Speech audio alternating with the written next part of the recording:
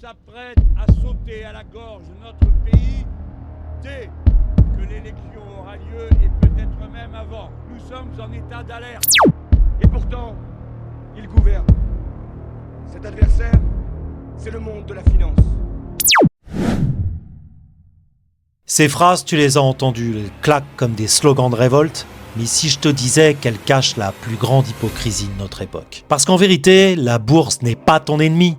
La bourse, c'est la dernière assemblée démocratique. La seule où le peuple vote encore, tous les jours. Et là où ça devient glaçant, c'est qu'elle est aussi devenue le nouveau roi de France. Le miroir de 1789. À la veille de la Révolution française, tout était déjà écrit. Une dette colossale, creusée par des guerres, des élites arc-boutées sur leurs privilèges, des réformes impossibles bloquées par ceux qui avaient le pouvoir. Résultat, famine, colère, insurrection, la Bastille tombe. Un monde bascule. Mais aujourd'hui, c'est le même scénario. 3200 milliards de dettes, des élites protégées, un peuple écrasé d'impôts, et chaque réforme, retraite, dépenses, fiscalité, se heurte à un mur. Il y a une différence capitale. En 1789, c'était le roi et le peuple qui s'affrontaient. En 2025, le roi n'a plus de visage. C'est un écran, un algorithme, une salle de marche. Le roi invisible. Le roi moderne, ce n'est plus Louis XVI. Ce n'est plus même Macron.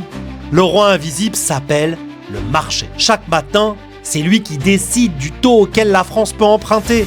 Chaque soir, c'est lui qui tranche si oui ou non notre pays peut continuer à vivre à crédit. Alors Mélenchon a raison. Les marchés dictent leurs lois. Mais ce qu'il ne dit pas, c'est que la bourse, c'est aussi nous. Ce n'est pas un complot d'élite, c'est le dernier parlement. L'ultime agora, où chacun peut voter. Pas tous les 5 ans, mais tous les jours. L'insurrection financière. Tu veux un exemple ? La Grèce en 2010, l'Italie en 2011, le Royaume-Uni en 2022.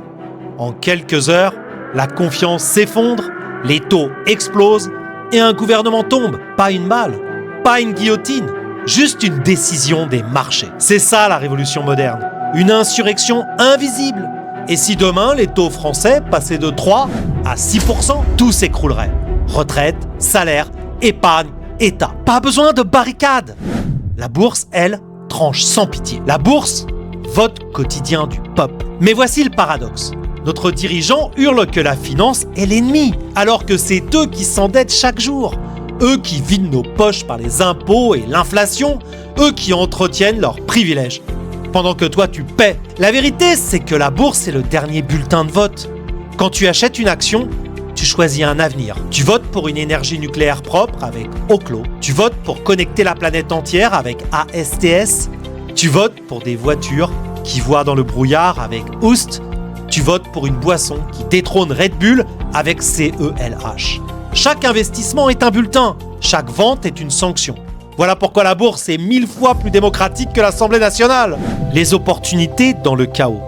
Alors oui, la France peut s'effondrer sous son propre poids, mais pendant ce temps, le monde change, des entreprises naissent et elles réécrivent des fois l'histoire.